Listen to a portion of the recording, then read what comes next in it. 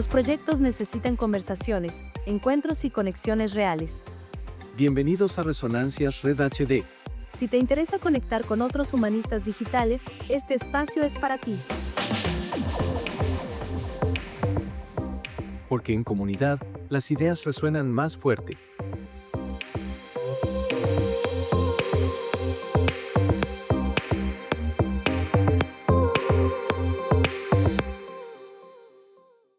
Bienvenidos a un nuevo episodio de Resonancias Red HD. Estoy aquí con mi co-host Paco y con una invitada con un episodio muy especial el día de hoy.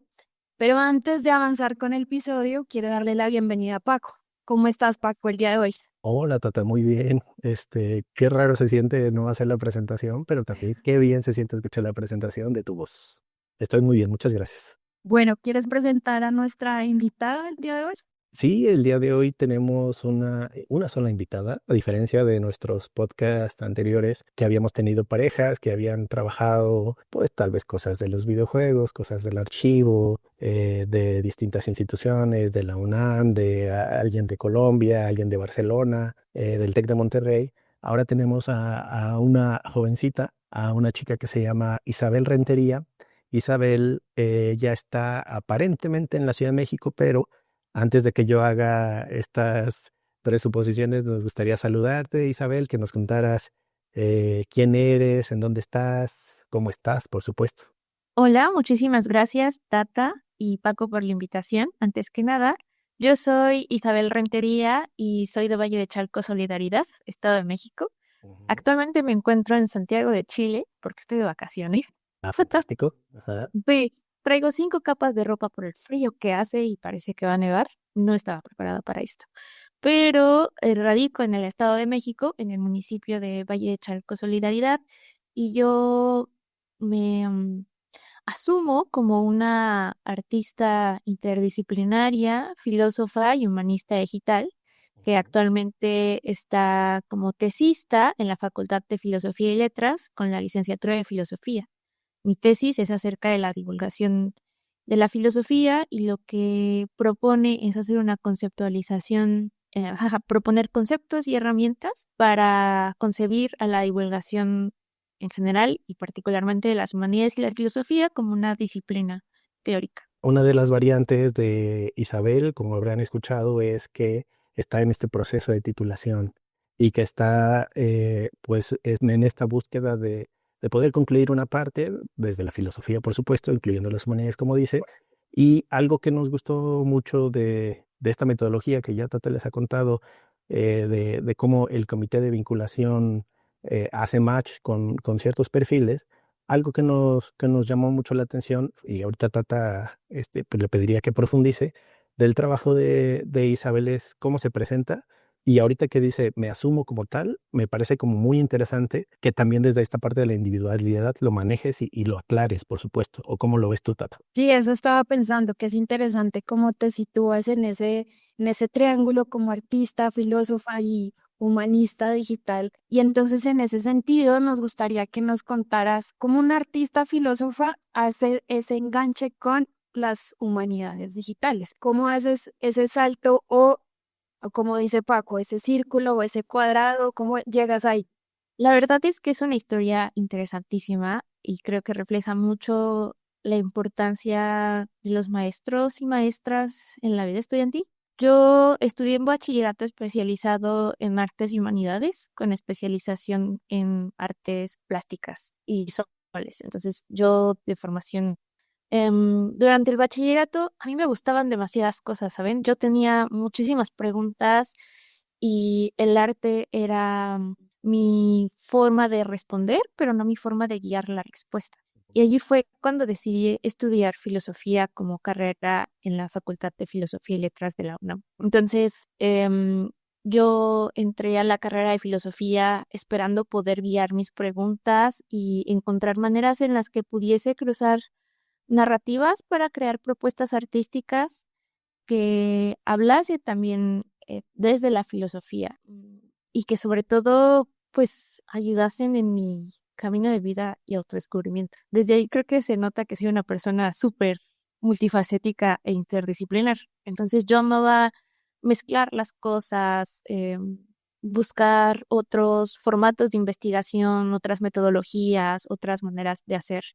Y entré a clases con Ernesto Priani Saizo, humanista digital. A quien le mandamos saludos, por supuesto. Claro, hola Priani, te adoro.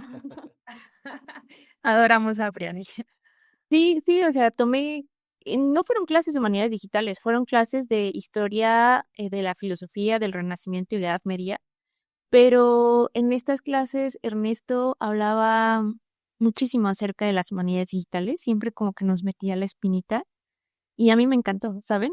Me enganché, o sea, tenía más y más preguntas.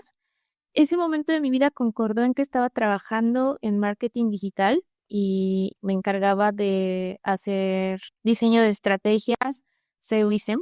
Entonces, el análisis de lenguajes controlados y taxonomías y esas cosas resonaba bastante con lo que estaba pues poniendo en práctica. Mm. Y fue cuando Priani comentó que iba a abrir una optativa en humanidades digitales y yo entré, o sea, ni siquiera lo dudé. Fue esas cosas que sentí que me llamaban y que sentí que tenía que estar allí. Y una vez dentro de la clase de las humanidades digitales me enganché. Y ahí va mi siguiente pregunta. Cuando tú escogiste esa materia, ¿ya sabías de qué iban las humanidades digitales? Pues la verdad es que tenía ligera sospecha porque lo había leído en Wikipedia, pero no había hecho una especialización profunda. O sea, no me había así hecho una investigación profunda, mejor dicho. Solo fue de esas veces en la vida en las que tú escuchas de qué va algo muy por la superficie y te interesa, ¿sabes? Ajá, y dices, Y aquí quizá soy.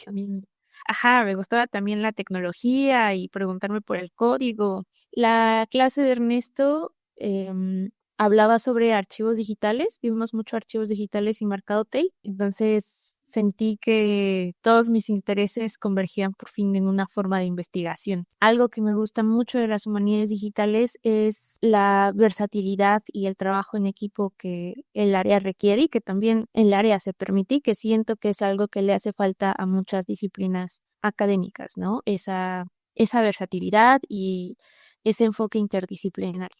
Cuando dices trabajo en equipo, ¿cómo te has relacionado con esos equipos dentro de las humanidades digitales para sacar un proyecto? Como de pronto nos puedes contar eso y de pronto con qué proyecto has trabajado. Pues después de la clase de Humanidades Digitales con Ernesto, me invitó a trabajar en el desarrollo del MOOC, Humanidades Digitales, que lo pueden encontrar en Coursera. Allí estuve trabajando con bibliotecólogas, historiadoras y Con Miriam filósofos.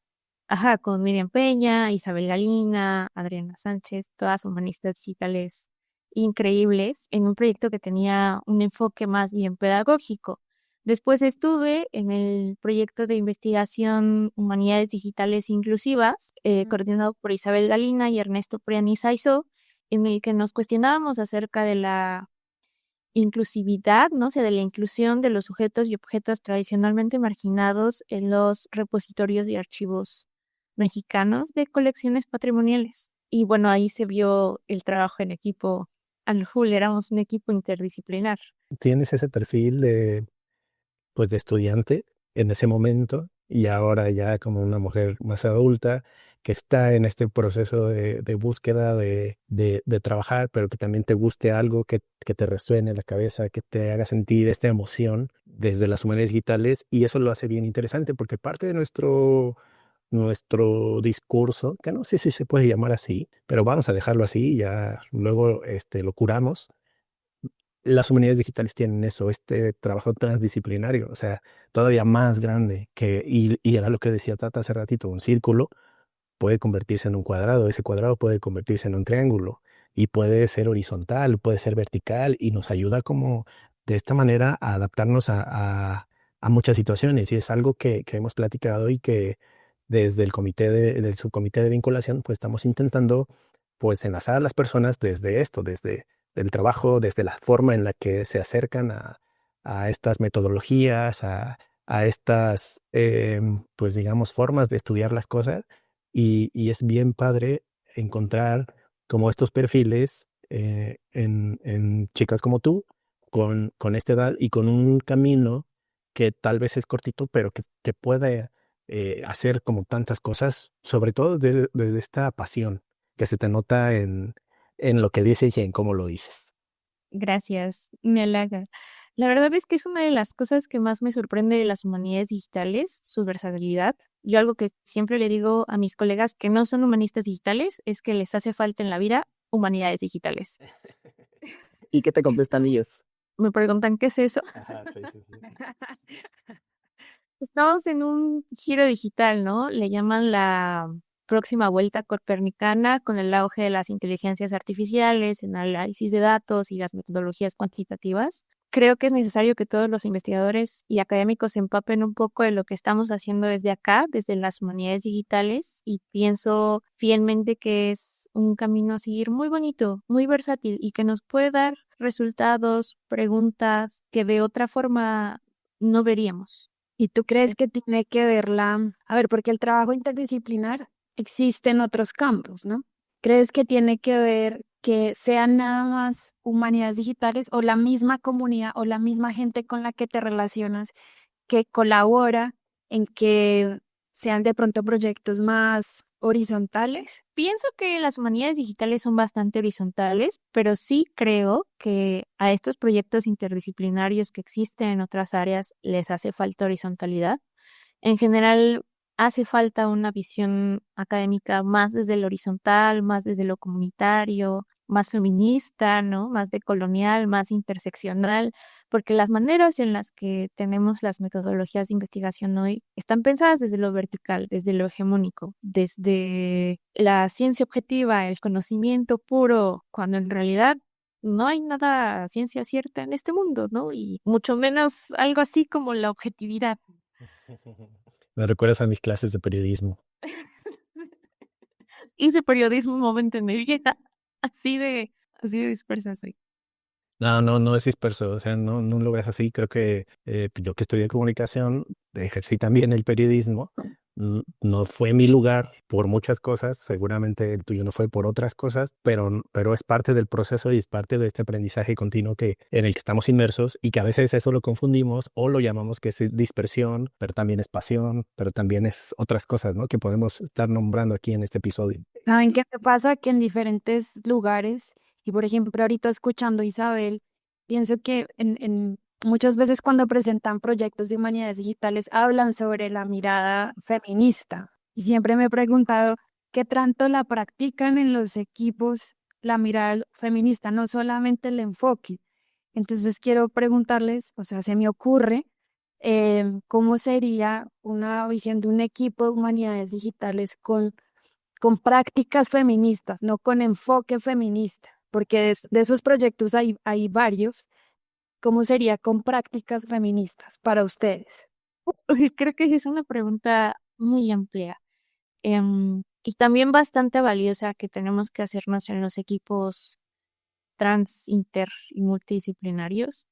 A veces podemos tener enfoques encausados socialmente, por así decirlo, pero nuestras prácticas no tanto. Creo que el primer paso para instaurar prácticas feministas en equipos así es impulsar, reconocer y valorar el trabajo de las mujeres jóvenes. Pueden darse muchas violencias patriarcales al interior de los equipos, aunque sean mínimas, ¿no? Cosas como darles primero la palabra a los hombres, poner en los créditos primero a los varones, crear paneles solo con hombres.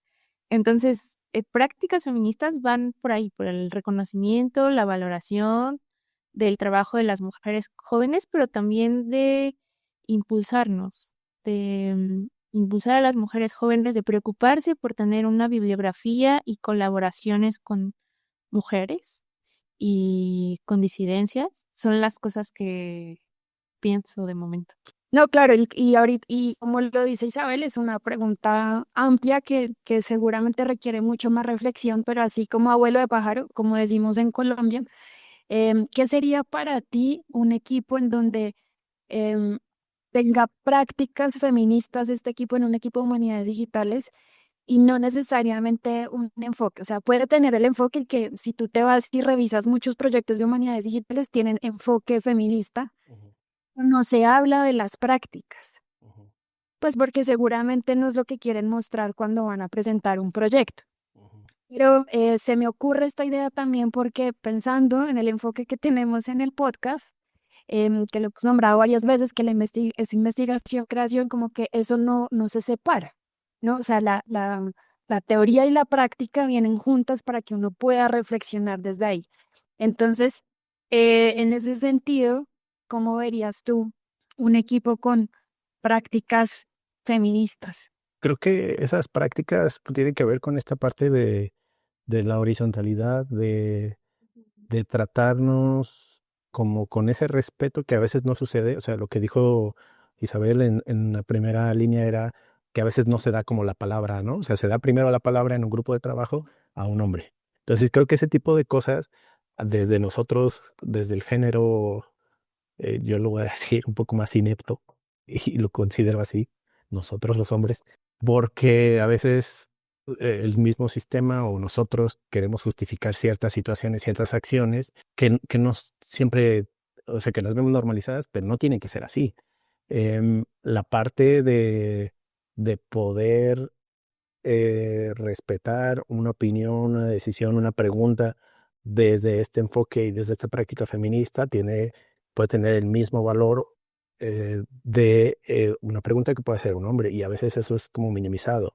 El otro día me decía mi novia, oye, pero me mandó un mensaje, me dijo, me siento muy mal porque estoy rodeada de puros hombres. Estaba en una inauguración de una galería de arte aquí en el Clavijero, en Morelia, y me decía, es que estoy con puros hombres y me estoy cansando como de responder ciertas cosas por esta onda de, pues no sé si son micromachismos o este sentido patriarcal. Y le decía, pues si algo no te gusta, tú dilo, o sea, no te quedes callado. ¿Por qué? O sea, ellos lo van a tomar como una omisión y van a seguir como estas prácticas. Entonces, yo lo que intento hacer, y cuando estoy en equipos que siempre han estado integradas mujeres, es pues hablarnos desde igual, desde el respeto y desde pues la parte de la oportunidad de la palabra, que todo el mundo la tiene, y el pensar igual o el pensar distinto, porque también es bien padre eso.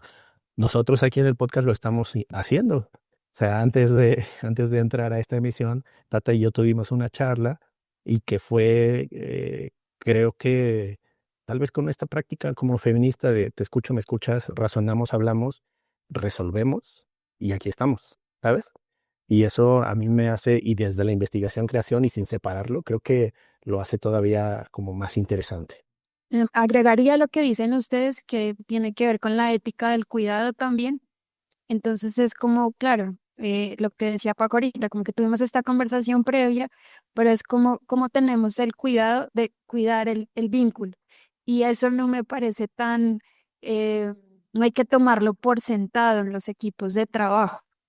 Tener esta ética del cuidado con el equipo, con el material que se lee, con como decía Isabela, la bibliografía que se escoge, ¿no? Como todo eso requiere un cuidado. Entonces yo agregaría a las prácticas que han nombrado la ética del cuidado.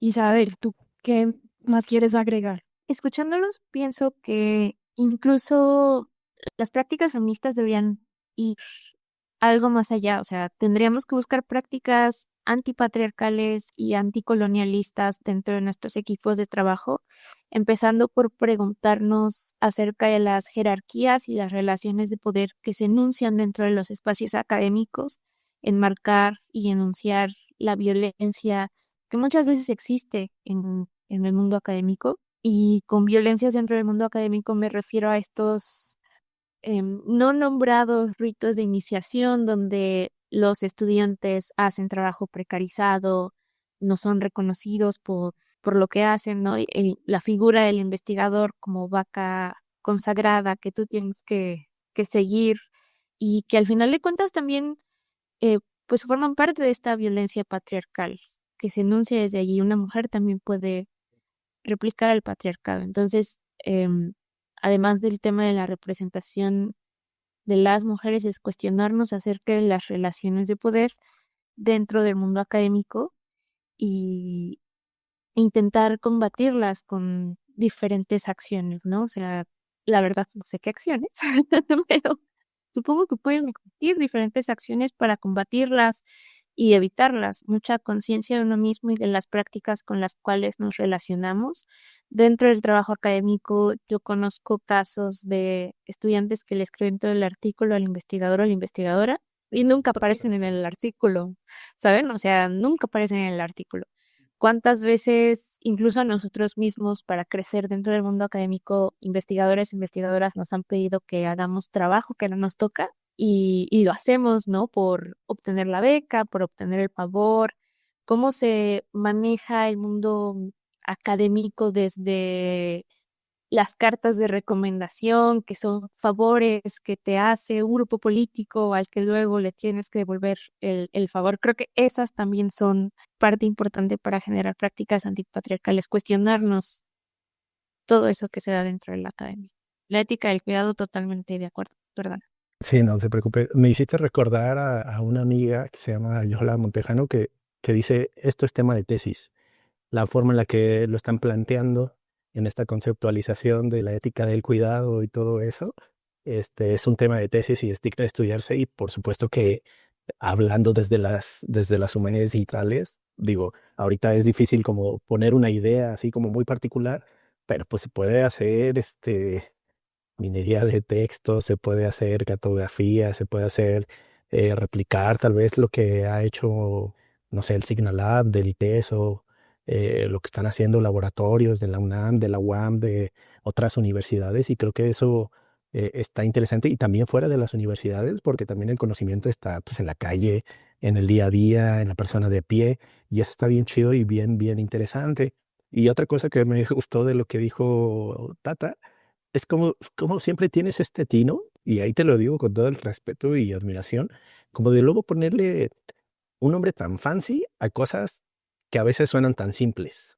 Y entonces, si bien la ética del cuidado pues, está como nombrado en varias partes, a veces como dices como estas cosas, inclusive cómo los vamos retomando en los podcasts, a mí se me hace como muy interesante y como que lo voy a guardar o lo voy guardando en mis notas para luego utilizarlo, no sé para qué, pero lo puedo utilizar. Entonces, se te reconoce mucho eso, Tata. Aplausos a la distancia. Gracias. Aquí todos aplaudiendo. Si vieran nuestro podcast o en Zoom. Algún día tenemos que grabar el podcast en video. Sí, pero hay Es que, en la 10ª edición, una cosa así. Ya vamos este es el 8º capítulo, ¿no? hay que pedirle a nuestra presidenta y a nuestro equipo y al comité y los otros comités, pues ahí que nos den ideas de ver cómo lo podemos hacer y hacerlo en video y hacerlo con un color uniforme todos, que no tengamos variaciones de luz, o sea, estas cosas de producción que ya saben que a mí me gustan. O que Monterrey sea una excusa en el próximo evento. También. ¿Por qué no? Ah, Pues, porque déjenos de decirles y contarte también, Isabel, que recibí una noticia en estos días de que quedamos pues aceptados con una ponencia en el encuentro de humanistas digitales en la ciudad de Monterrey, Nuevo León, acá en México. Para los que nos escuchan en otros países que también están presentes, saludos a esos países que las gráficas y las analíticas de Spotify, de Google Podcast, de Rap y todo eso, pues están ahí presentes. Entonces vamos a estar ahí presentando algo de lo que estamos haciendo con el podcast y esta metodología que Tata nos ha aclarado tantas veces y que cada uno de nosotros va intentando comprender y entender y adoptar para uno mismo. sí, Isabel, ¿tú has escuchado acerca de la investigación creación? No, es nuevo el término para mí. Cuéntenme más al respecto, por favor. No, ya, pero con lo que dijo Paco, ya, tú cuéntale tú. No, porque es mucha presión, dale tú. Básicamente, así en términos muy generales, tú puedes encontrar la investigación creación con un guión. Y eso la formula como concepto completo porque la idea es como reflexionar sobre la práctica. Es decir, como que no creamos, por ejemplo, un podcast para investigar, ni investigamos para crear, sino que en esta iteración, como dice Paco, que es una palabra que le gusta mucho para representar el podcast y el proceso, en medio de este proceso, la idea es que vamos dejándonos guiar un poco de lo que pasa, como pensar en movimiento, preocuparnos también por las emociones alrededor de la construcción de un medio digital, por ejemplo, Y sobre eso vamos reflexionando, sobre la práctica y no tanto sobre la teoría. Es decir, como que nos empezamos a apoyar de teoría, pero realmente la reflexión esencial está en la práctica. Entonces, la práctica, como, como seguramente todos saben, es pues algo que se repite. Entonces, claro, ya vamos en el 8º episodio, entonces ya acá en el 8º episodio ya empezamos a pensar cosas, el equipo de manera diferente, como desde un principio, cómo se hacían las duplas, ahora cómo las hacemos, qué herramientas utilizamos. Al principio Paco gastaba tal vez, no sé, como 8 horas en la 7 horas. introducción y ahora ya tiene muy claro cómo es y gasta, gasta, no, invierte, invierte un número diferente de horas, pero ya mucho menor. Y por ejemplo, lo que nos pasa hoy, ¿no? Como que hoy tenemos un episodio más íntimo eh, también por cosas que pasan en la vida, pero nos pareció muy interesante que este episodio fuera contigo, Isabel. Entonces, más bueno, de eso se trata la investigación. Gracias. Gracias por la explicación. ¿Qué te pareció la explicación de la profesora Tata? Le pongo un 10. No, o sea, creo que es bastante valioso reflexionar sobre la práctica. Es bastante valioso y pueden salir cosas muy nutritivas de ahí. Sí, aquí quisiera contarles el lugar en el que me encuentro en este preciso momento cuando estamos grabando este podcast y que seguramente va a ser el pasado cuando ya esto salga a la luz en las plataformas. Ahorita estoy en la UNAM Morelia, en la ENES, Campus Morelia, y visitamos unos espacios bien interesantes que son Laboratorio Nacional de Materiales Orales. Le contaba a Tata lo que hacen ahí, lo que hacen en Riemo, y es una suerte de humanidades digitales, tal vez ellos sin saberlo, pero ahí es donde está nuestra labor, y lo que decía hace rato Isabel y también tú, Tata, de cómo este campo transdisciplinario es flexible, es ágil, es pertinente como para incluir muchos tipos de trabajos, desde la oralidad, el material audiovisual, ese tipo de cosas. Les vamos a dejar en la descripción un poquito de este laboratorio para que ustedes también lo conozcan, que si tienen proyectos, ya sea desde la parte de la investigación o desde la parte estudiantil, quieren hacer algo y pues les funciona lo que hacen aquí, pues visiten sus páginas y vean qué se puede hacer y qué no se puede hacer desde este trabajo transdisciplinario. Quiero preguntarte, Isabel, ahora que venimos como de esta pregunta de las prácticas feministas, de lo que significa la investigación, creación, como con esto que estamos hablando, si recuerdas tu trabajo con el MOOC de Humanidades Digitales, ¿qué podrías reflexionar sobre la práctica del qué hacer de ese MOOC en ese trabajo interdisciplinar? Como qué recuerdas y de eso que recuerdas, ¿qué podrías reflexionar? Uy, ese mock fue hace tanto tiempo. Acuérdate que el tiempo es relativo, entonces no pasa nada. Fue, fue trabajo durante pandemia. O sea, como que eso es importante enunciarlo. O sea, el desarrollo de ese MOOC fue durante pandemia y en la primera parte post pandemia donde todavía andábamos con cubrebocas y no había escuela presencial y casi no salíamos. Entonces, sí, fue trabajo pandémico. Lo que yo hice en ese MOOC fue ayudar sobre todo en las tareas administrativas y un poco de investigación, pero muy, muy, muy poquito relacionado con el manejo de Omeca. Pero, o sea, muy, muy poquito prácticamente fue nada más que nada. Yo ayudaba en las tareas administrativas de llevar minutas, acompañar y gestionar los materiales que se iban a subir. Y qué reflexión acerca del trabajo del MOOC. La verdad, nunca me lo había pensado. O sea, nunca ¿Cuál fue? me lo había preguntado. Podemos como desmenuzar eso. ¿Cuál fue tu rol ahí? ¿Qué hiciste ahí? Justo esto, colaborar en las labores administrativas. Listo. Y sobre eso, o sea, sobre colaborar con esas labores administrativas, como que, ¿qué podrías pensar sobre eso? Como reflexionar sobre eso. ¿Es una labor operativa? ¿Cuál es el valor de un trabajo operativo? Si es por ese lado, ¿no? Sí, es una labor operativa y creo que muchas veces es menospreciada o poco visualizada dentro de, en general, el mundo del trabajo. pero especialmente dentro del trabajo académico. Algo que uno no imagina cuando inicia a trabajar en la academia es toda la labor operativa que existe, ¿no? Más de la mitad del tiempo nos la pasamos llenando documentos, gestionando cosas, escribiendo archivos, redactando cartas para pedir prestado, un micrófono, Sí.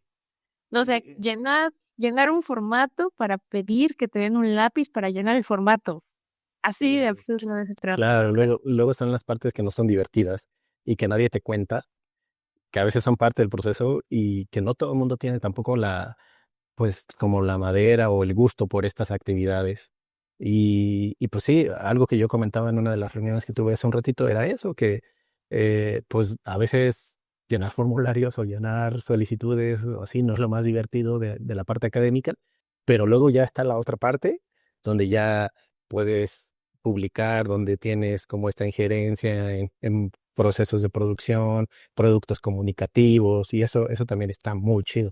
Sí, totalmente. Recuerdo que otra cosa que hice dentro del MOOC fue ser el Teacher Assistant en la plataforma de Coursera, manejando los foros y las comunidades virtuales que se crearon dentro del MOOC. Entonces fue trabajo operativo y burocrático y también trabajo de gestión de comunidades. Algo que te podría como quedar para más adelante cuando estés terminando lo de tu tesis, tu proyecto de titulación, que está interesante, pues es como regresar a estas plataformas o esto que te enseñó, el hacer el MOOC en su momento, a enfrentarte a estas cuestiones burocráticas, que también es, si lo manejas bien, es una competencia que tú vas a generar como para ti y para otras personas también. Y eso pues son las cosas que luego te van dejando como de experiencia esos trabajos.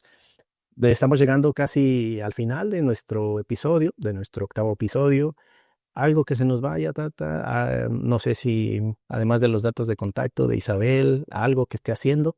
Isabel, ¿estás en este momento en qué posición en la vida con la academia? Estoy en un retiro para sanarme a mí misma.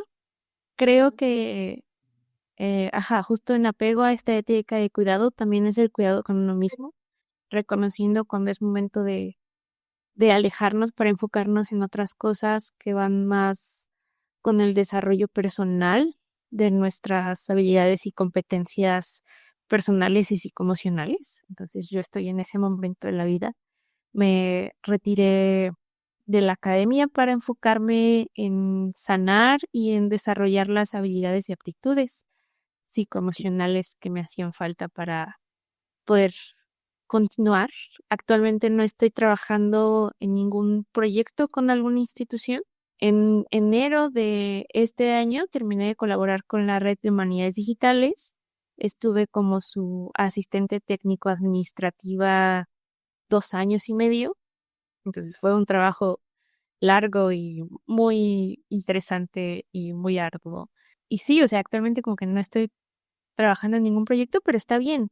Pienso que también nos hacen falta estas pausas para poder sentar las bases de lo que queremos hacer después, para reconocer en dónde estamos situados, para tener impulso e ir más allá. Algo que me gusta hacer en mis tiempos libres es recolectar, recolectar proyectos digitales. Tengo una base de datos con proyectos digitales que voy encontrando en Internet del mundo y espero que eso en algún momento se convierta en un proyecto digital de proyectos digitales. Hay coincidencias muy interesantes en esa base de datos. También en mis ratos libres y de ocio, me encuentro investigando acerca de bibliotecas y repositorios de literatura infantil. Tengo un catálogo que espero publicar pues ya en los próximos meses en mi página web de todas las bibliotecas de literatura infantil que encontré en Hispanoamérica, que la verdad no son muchas y eso pues también hace plantearnos qué pasa con la difusión de la literatura para las infancias, qué pasa con su digitalización, por qué no se está preservando a nivel digital la literatura infantil en español, ¿no? Sobre todo. Y bueno, con mi hermanita empecé a rescatar perros. Entonces, tengo un proyecto de rescate de perritos que también se cruza con el arte. Nosotras hacemos arte y diseño para poder recaudar fondos y rescatar perritos en Valle de Charco Solidaridad, que después damos en adopción. Hacemos fanzines y tenemos una pequeña editorial independiente. ¿Y en dónde pueden encontrar los datos, ya sea tuyos o de la editorial o del Pueden pueden encontrarme a mí como persona y ser humano en isabelrentería.com. La página web la diseñé yo con mi conocimiento en HTML y CSS. Es divertidísimo programar. Y el proyecto de rescate de perritos y editorial independiente nos pueden encontrar como Limonero Art en la internet y en las redes sociales. Estamos en diferentes ferias y bazares de diseño y arte y colectas para los animalitos sin hogar. Algo que Entonces, me gustaría a ver si te late la dinámica, que nos puedas compartir un poquito de esta curaduría que has hecho de repositorios o bibliotecas infantiles para que lo podamos compartir en la descripción de este episodio. No todo, obviamente, lo que tú nos quieras compartir, estaría fantástico y eso te lo agradecería mucho los podescuchas. claro, por supuesto. Incluso les puedo recomendar algunos sitios. Lo abrí para revisar qué tenía y poder hablar de eso si Surgía. La oportunidad. Entonces, danos 2 recomendaciones. Ok, creo que, miren, misteriosamente México es uno de los países que más se ha preocupado por tener espacios de literatura infantil en donde se pueden descargar y visualizar web los archivos. Yo les recomiendo Tripulantes de Lectura, biblioteca digital infantil y juvenil, que tiene libros en español, zapoteco, náhuatl e inglés. Es por parte del Gobierno de México y se encuentran los libros del Consejo Nacional de Fomento Educativo. Y también está el proyecto de Alas y Raíces de la Secretaría de Cultura, en el que se encuentran varios audiolibros y libros 100% gratuitos que también están disponibles para su descarga en español. Los dos son proyectos mexicanos que la verdad están en el top de repositorios y bibliotecas que he encontrado. Fantástica la información. Además, como aparte de la información que acabas de dar, cómo cada cosa de la que estás haciendo se vincula a tu triángulo interdisciplinar. Me pareció muy bello cómo lo retrataste. Bueno, estamos llegando al final. Gracias, Isabel, por tus recomendaciones, por esta conversación tan dinámica, pero al mismo tiempo tan íntima. Nos parece genial que haya sido el 8º episodio. Y entonces, Paco, tú, por favor, despide este episodio como siempre. Muchas gracias. Recuerden que nos pueden escuchar y encontrar en Spotify, nos escuchan en Apple Podcast, en el de Amazon, el del monstruo corporativo, ¿cómo se llama? Amazon Music. Este monstruo cooperativo. Su comité también nos pueden escuchar por aquí, en redes sociales, pues Facebook, Redes de Humanidades Digitales de México, Red-HD, en otras plataformas, Blue Sky, X, Instagram, Facebook, por supuesto. Y ahí cuando nos encuentren o salga ahí algo de, no sé si publicidad, porque no sé si tenemos el presupuesto para pagarlo, pero que salgan recomendaciones, pues denos like, síganos, compartan lo que estamos haciendo desde el podcast y lo que están haciendo todos los compañeros a nivel nacional e internacional con las Humanidades Digitales de México. Muchísimas gracias y nos escuchamos pronto.